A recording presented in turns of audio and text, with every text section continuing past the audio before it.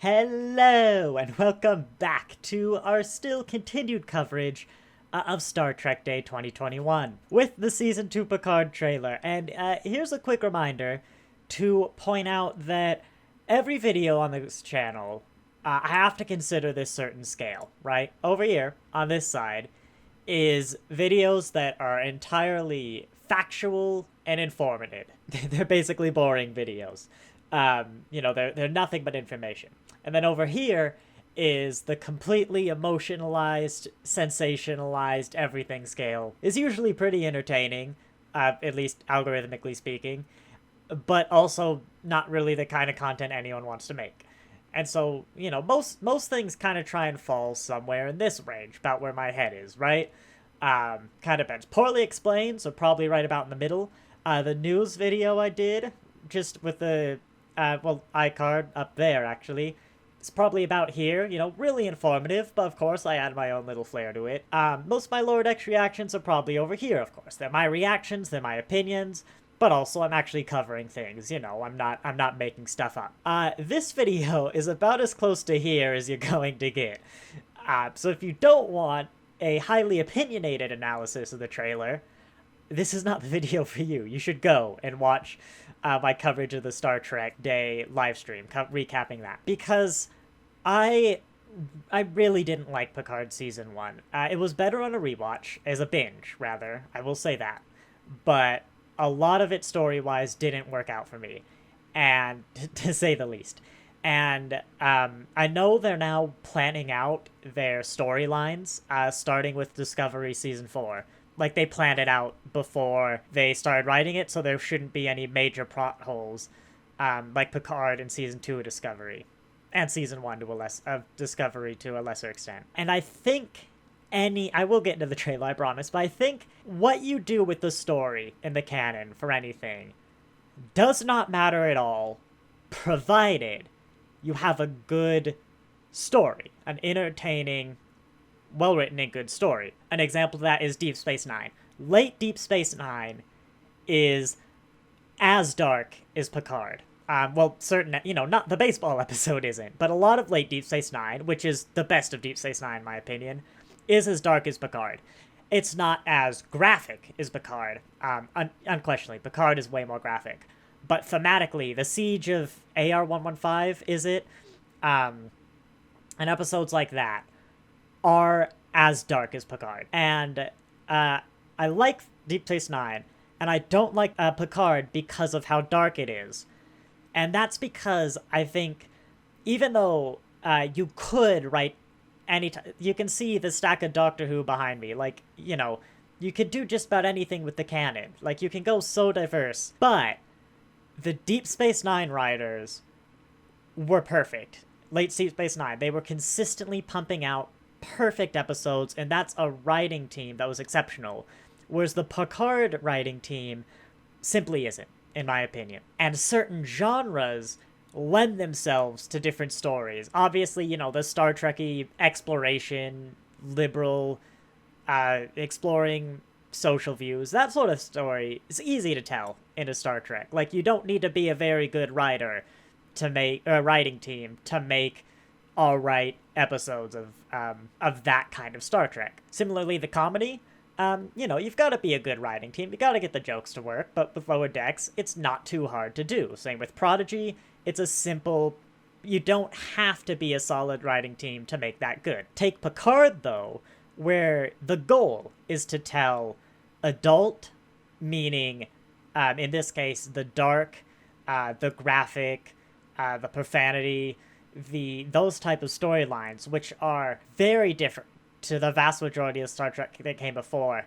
And you need that incredible writing team to make a story like that work in the setting of Star Trek that isn't the typical type of story. And so I'm going to talk a lot about Season 2 and the plot, as you'll see. I do believe in giving them the benefit of the doubt for certain explanations. Like, wait for the show to the explanation. But, quite frankly, the Star Trek writers have given me zero faith in their ability to pull off a darker storyline, and this season is Season 1, but even more darker and basically explicit in its messages, seemingly. So I'm gonna, as always, watch through the trailer right now. You should probably go, just pause this video in the description or a card, probably. You should go and watch the trailer in full, because I obviously can't just play the full trailer in the video. In fact, my news video actually got copyright flagged for Prodigy for Star Trek Day, even without the sound. But you'll see my initial reactions, if I have any. I've seen this before, of course, during the live stream. And then we're going to go over in detail, analyze it, and give my thoughts and opinions. I am way too old for your bullshit. I did like that bit, I'll admit. We'll start with a positive. There are ways of traveling in time. And naturally, the most logical one is to go to the Borg Queen. Oh, this February! I didn't catch that. Yeah, I didn't have many reactions because I've seen it before, but February. I missed that during the live stream. I was probably taking notes. So if I just check, yeah, I think Discovery Season 4 was like 12 episodes. 12 episodes brings us to the first week of February, so Discovery should lead naturally into Picard, and then Strange New Worlds, looks like is how they're going to do it. Yeah, that was your chance to go see the trailer if you haven't already, and we'll start analyzing it. Starting with this, San Francisco, I think we know from promotional art that they're going back in time to San Francisco. Makes sense. So hopefully this is San Francisco. I don't know the skylines very well. But regardless, it looks like a modern. Wow. Okay. 2399 will be future, and right now will be modern. It looks like a future city, because you can see this little orange bit down there. Kind of looks holography. We don't know where in the 21st century they're going. Star Trek tradition is to go the year the episodes come out. I don't think they're gonna want to deal with COVID in Star Trek, but of course, the world of Star Trek right now in 2021 is like 3 years from the Bell riots, in World War III, which is the end of the world essentially. We haven't fixed any of our Cold Era problems, America and the world at large. And it is so much worse than the world right now. So our timelines have long diverged. And Picard really should be acknowledging that in some way. Regardless of what Q's doing, our timelines have massively diverged.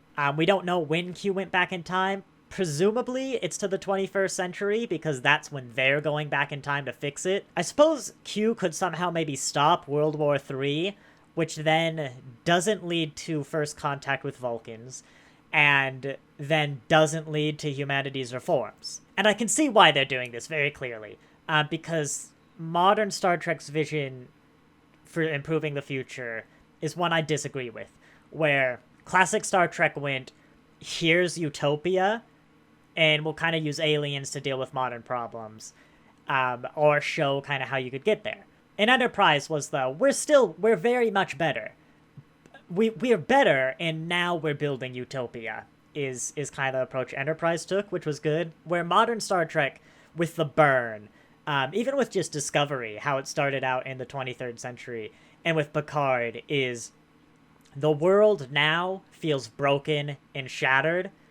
Therefore, Star Trek's world will feel broken and shattered, and the characters will have to improve that, which I don't agree with as a Star Trek, and with Picard's theming specifically as an adult show, at Kurtzman's words specifically, I just don't understand misery escapism. Like, things are real awful, so I want to go watch people in like an awful situation being miserable, and that makes me feel better. Like, I guess my problem with Picard is that this could be the best story ever written. I just don't think it'll be fun to watch a totalitarian government. I could be wrong. I've been talking with my uncle a lot. We're still 0 seconds into the video, where Star Trek Picard is basically set up to be everything that makes his least favorite episodes of Star Trek. Time travel, because the writers have never done it well historically, in his opinion. Yeah, I found his messages. A dystopian world, time travel-centered plot that probably won't make sense half the time when you really think about it. Best case scenario is it ends up exactly where it began with nothing changed, and overall story not moving forward because of it. And it's just like everything set up, even the Borg Queen, like everything set up to be the worst episode for him. But so is First Contact, for basically exactly the same reasons, which comes back to you can make any story work in any universe provided your story is compelling and good. And they could surprise me. I hope they surprise me. I hope all Star Trek is good, because I want to enjoy all Star Trek. I just don't have any faith after season 1 that they can pull it off. I believe there's a new showrunner, and the addition of a new showrunner in season 3 of Discovery, really seemed to make a difference. But we'll see. Oh, sorry. I've just seen, as I resume the video, those are flying cars. That is obviously a future city. I want to see... That's the Department of Homeland Security Police.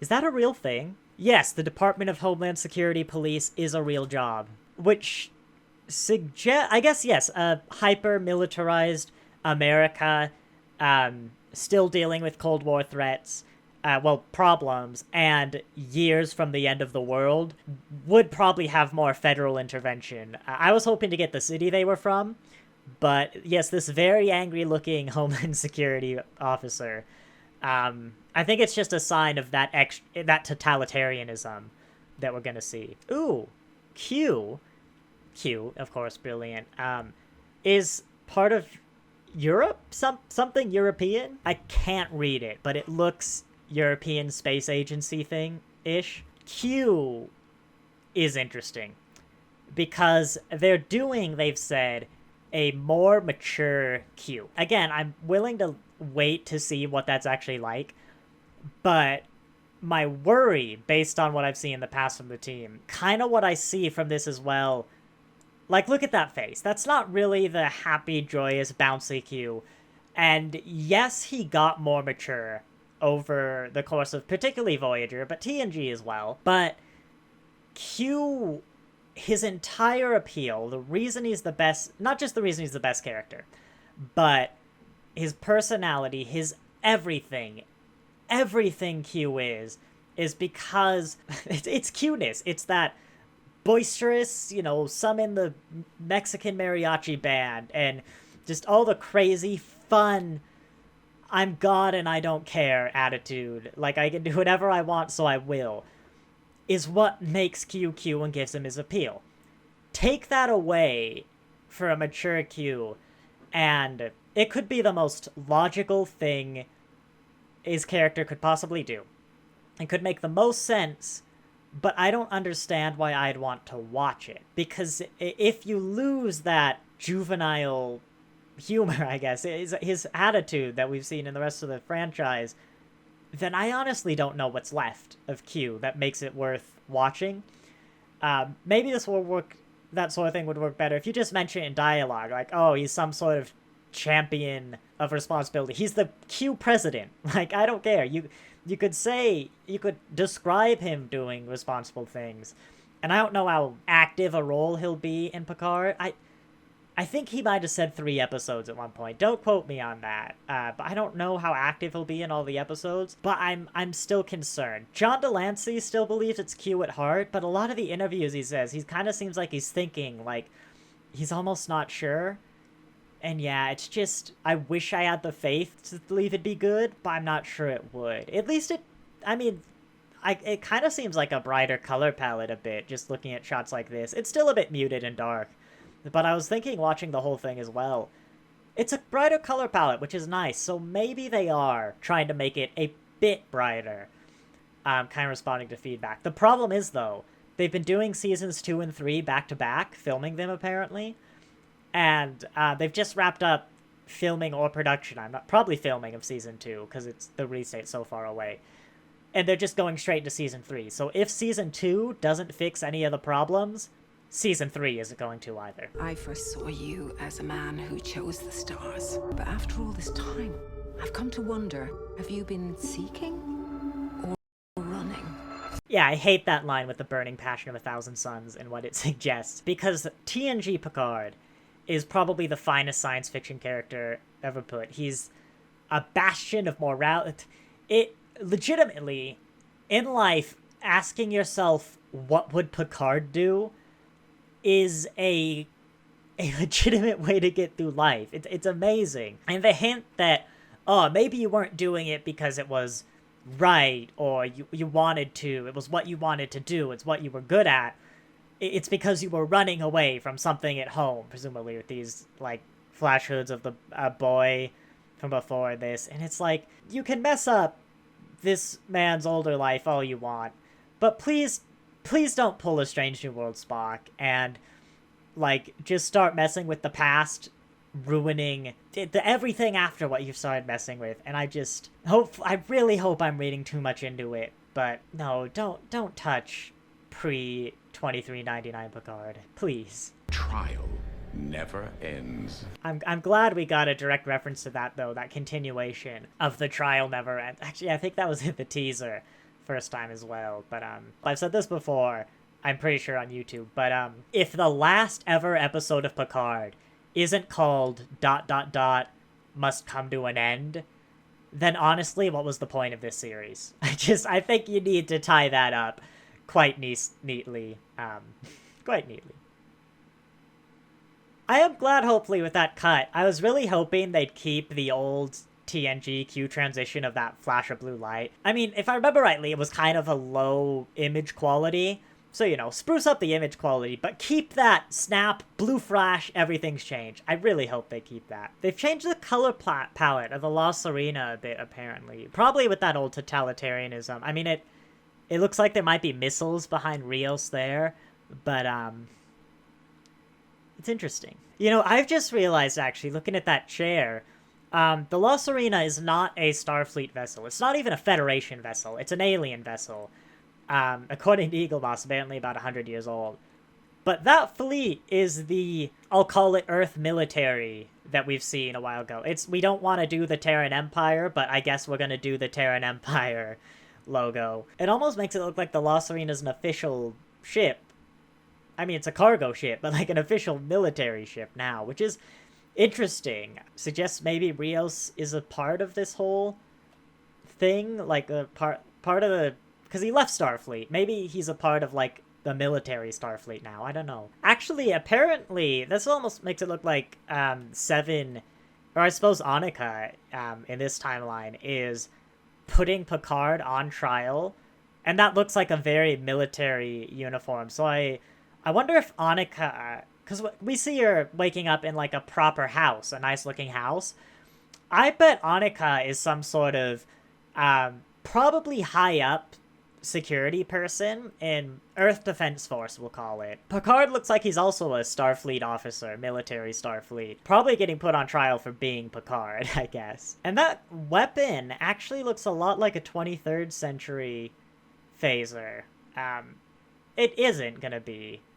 Maybe it's an attempt at a 21st century weapon? My guess is 709 is some high up, probably not the top of the top, but a pretty high up, a respectable security person, and then Picard is still kind of captain of the Enterprise D equivalent, maybe trying to beat the system within the system. It's just kind of hard to know which of these scenes are going to be 24th century, or maybe even 25th by this point, and which are going to be 21st. We really don't know how long they're going to spend in each timeline. We've got some not stormtroopers. Is it just me, or does Elnor, that's his name, look different? I think it's just his hair. His jaw looks a bit more buffed out as well, actually. It's his hair. I wonder if Q's maybe making him look human or something, and they're trying to hide that. Yeah, he looked a bit weird at first sight. I'm like, what's up with that? Ooh, on Picard's badge, it's kind of hiding under the Paramount watermark, but there are 4 stripes, so he's almost certainly a captain of whatever Starfleet is in this timeline. And this painting was another thing, that this looks like his glory days. In fact, it actually looks, that's a Wrath of Khan uniform, a totalitarian Wrath of Khan uniform. Yeah, maybe I should make a logo of that for in preparation for the season 2. But yeah, that's clearly a Picard's ensign, maybe lieutenant days. On the Reliant, I think, is where he served. Borg Queen, of course, is how they get time travel. I will reserve judgment on that. Seems like probably among the worst ways to acquire time travel. I'm gonna allow them a chance to explain why they have to go to the Borg Queen. Also, how the heck they get there, get to the Borg Queen, who I don't know how far they would have expanded. I guess if time has been changed and Voyager may not have gotten lost in the Delta Quadrant, then, or at least would have gone differently, then the Borg never would have been essentially destroyed in Endgame, or practically destroyed. This jury's still out on that. And so the Borg would have continued their spread. They would have actually gotten their transport corridor to Earth, because presumably the Delta Quadrant is very unaffected by whatever's going on in the Alpha Quadrant. It's still that bluey kind of Borg. I mean, the Borg's kind of whole thing was green, so I'm still not a huge fan of that.